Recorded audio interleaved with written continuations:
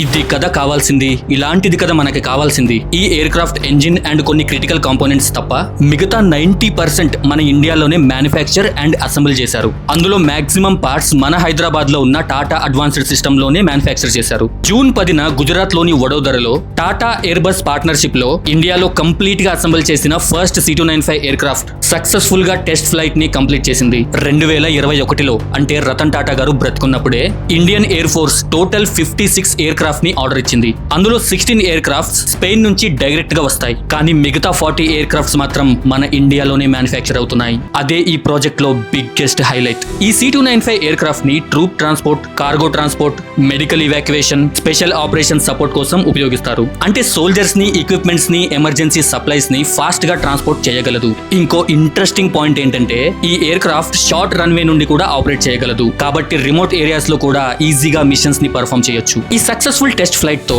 India యొక్క aerospace manufacturing capability next level కి వెళ్ళిందని చెప్పొచ్చు. ముఖ్యంగా private sector company Tata advanced systems military air craft manufacturing లో పార్టిసిపేట్ చేయడం భారతదేశానికే గర్వకారణం.